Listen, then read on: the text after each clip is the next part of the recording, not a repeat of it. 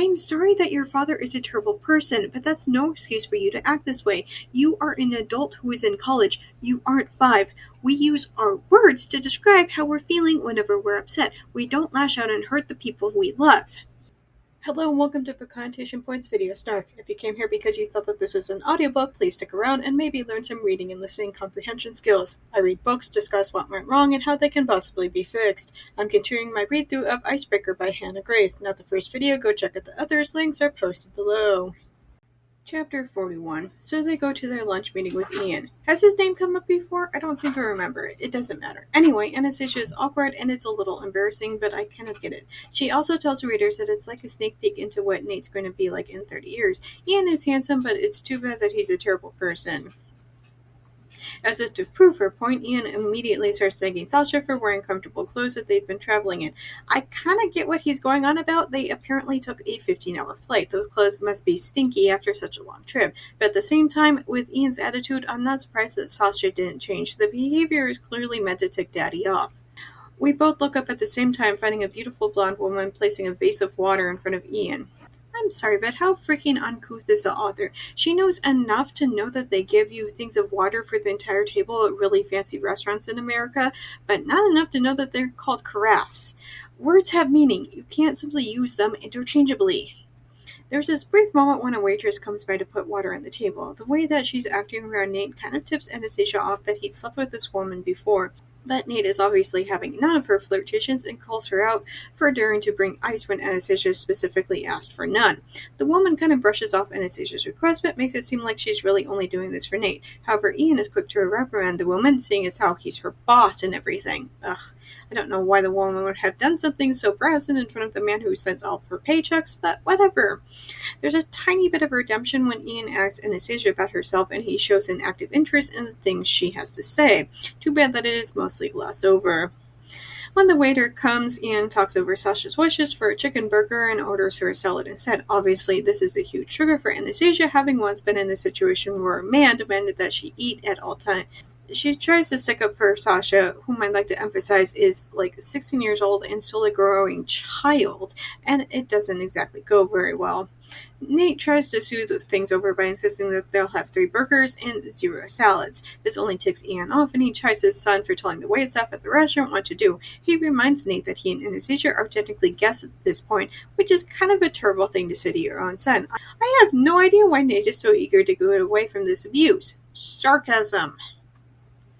Later, Ian says that they have to attend this New Year's party. However, Nate insists to her that they'll stay upstairs in his room to watch the fireworks, that the party would be pretentious and that she'd hate it anyway. She then gets really jealous over the waitress from the family's restaurant, which I think is funny considering that she had been more interested in a friends with benefits sort of situation, almost keeping her options open. Yes, they are now in a more committed and monogamous relationship, but she's getting angry that she's not the first girl that Nate's ever been with, and it's a little weird. Nate is quick to reassure her that she's the one that he's with now. They bang, a scene that's only glossed over, and he tells her over and over how she's the only woman for him.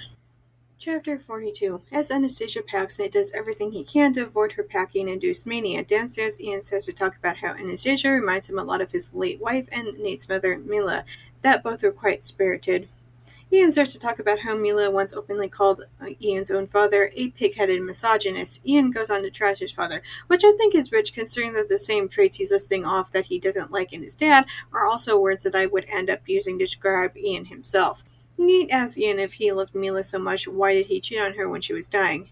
Humans make mistakes, Nate. I'm sorry, but Ian actively chose to start having an affair. That wasn't a mistake. There was one point when he must have actively wanted it. He's simply not a nice person who was desperate to make himself come off as somebody who was tempted by sin, but it really takes away all of the personal responsibility. Right now, with the defeated slack of his shoulders and the blank expression on his face, I realize for all his faults no one can loathe him any more than he loathes himself.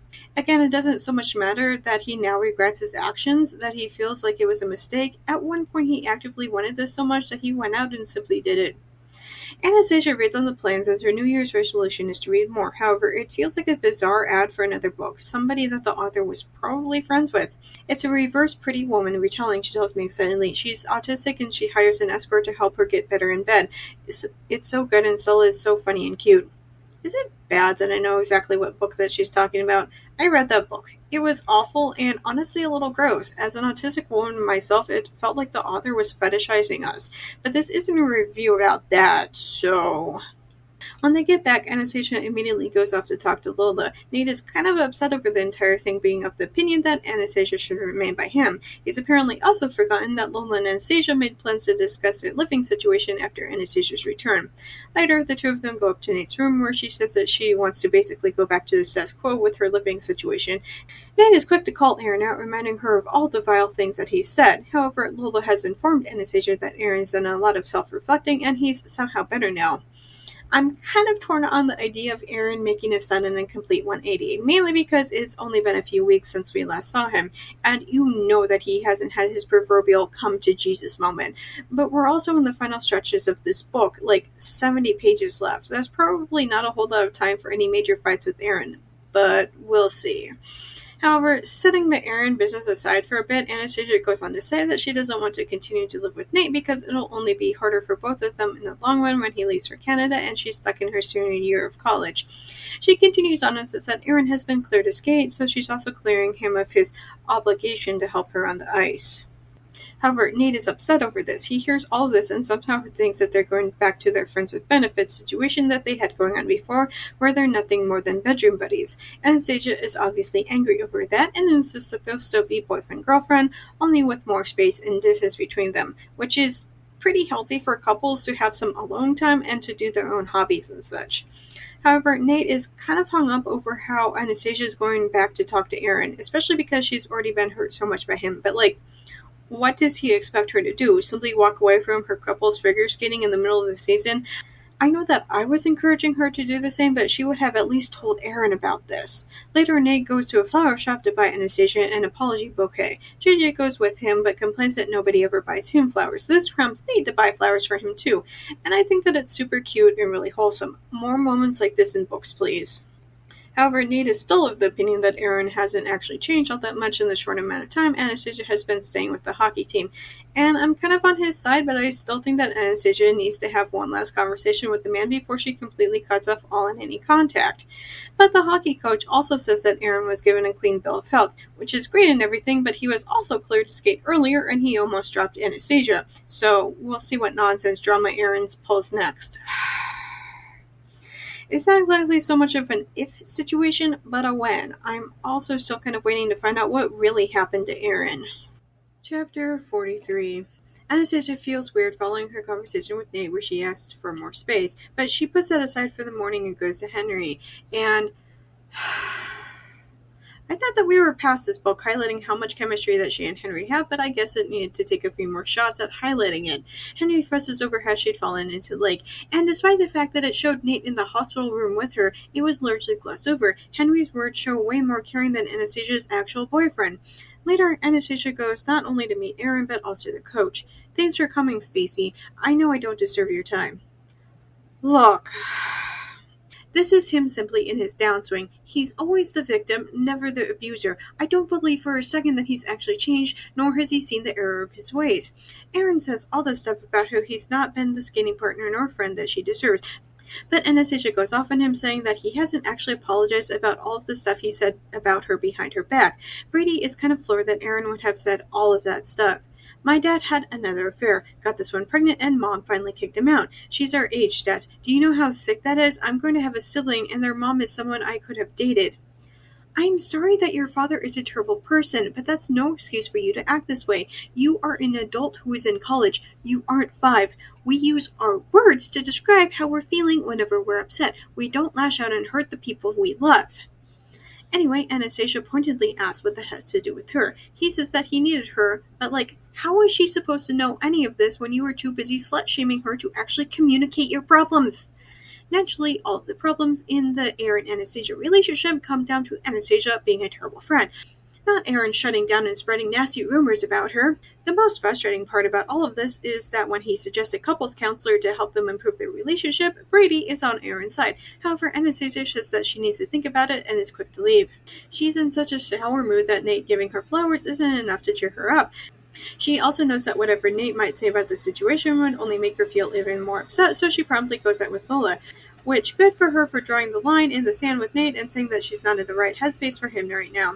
I consider it to be a mercy that we skip over her drunken complaining and get right to her being hungover in the morning. She's with Lola and Robbie in their room and Nate is like, don't you remember everything you did? The next couple of pages are nothing more than Nate taking care of her while he fills her in. Ugh. I'm so over college novels featuring students who get so blackout drunk.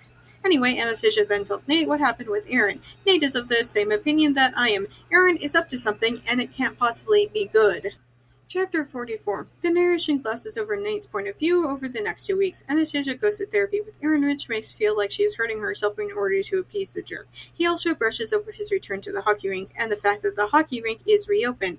And it's not so much that I personally care all that much about most of this, but it's simply the bored way that the author is simply telling the readers all of this makes me wonder if she cares about it.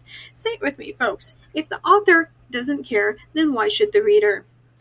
The boring telling of what's going on takes up 2 pages of this chapter, followed by an even worse telling of Nate's first game of the year.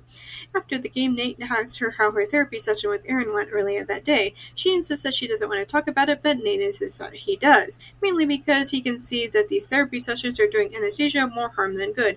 However, she doubles down on her insistence, which only makes Nate upset that he knows exactly what she's going to say. Finally, Anastasia says that the therapist thinks that with regionals coming up, Anastasia should move back in with Aaron. So the doctor that he picked and he's paying for thinks that you should move back to the apartment. There's a fucking surprise. I can't believe you're falling for it. Anastasia doesn't respond to that well. She says all this stuff about how it's only her and Aaron on the ice. And again, I get it, but Aaron has been so terrible to her and he's only dragging her back to a place of absolute and utter misery. I know that Aaron has been a terrible friend, but it takes sacrifices to be the best. I can't be the best without him. Holy fucking cowgirl. By sacrifices, they mean your time and energy, not putting your emotional health on the line and a man forcing you to have an eating disorder. Also, the fact that she thinks that she's a trash skater without Aaron really tells me that he's done a number on her self-esteem.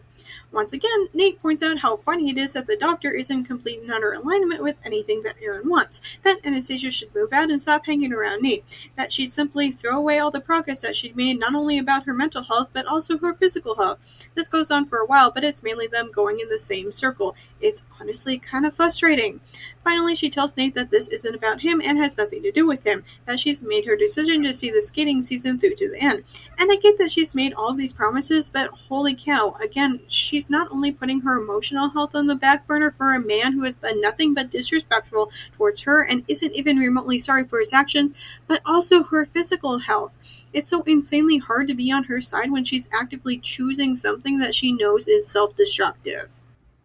Thanks for listening to my book Snark on YouTube. New videos are up every Monday, but stick around because I sometimes drop random videos on other days too. Just as a reminder, even if you can't financially support me, there are other ways to help me out. The first is watching this video as well as all of my other videos. It's also important to like and subscribe. Finally, you can share this video with all your friends so that they can help as well. If you're already caught up with all of my videos, you can go to Tumblr for my main book Snarks, always free and updated every morning. Newly added to Patreon is to become a member without paying. You'll get access to the same things on Tumblr, but on Patreon. Supporters can have access to so many more books starting at $1 a month. Also new is a 1-week free Patreon trial, so be sure to check that out. Special thanks to Dawn, Phoebe, and Nikki for supporting me on Patreon already. If you want to hear your name in my video next week, either support me on Patreon or make a one-time donation. Do you like my Snark so much that you want me to snark your writing? I do that too. For just $6 per chapter, I will tell you how awful that your writing is. But not to worry if you feel like you couldn't take the criticism. I also offer regular book editing as well, just $10 per chapter. You can contact me on any of my social media platforms if you have further questions. If you want to read some of the things that I've written, you can purchase my works on Amazon. I have a slew of spicy short stories and 2 full-length novels. I also frequently run flash sales on my stories, and if you don't follow me on any social media, you might want to do so just so you know when I might be offering things for free. Links for everything will be posted below. See you next week, guys!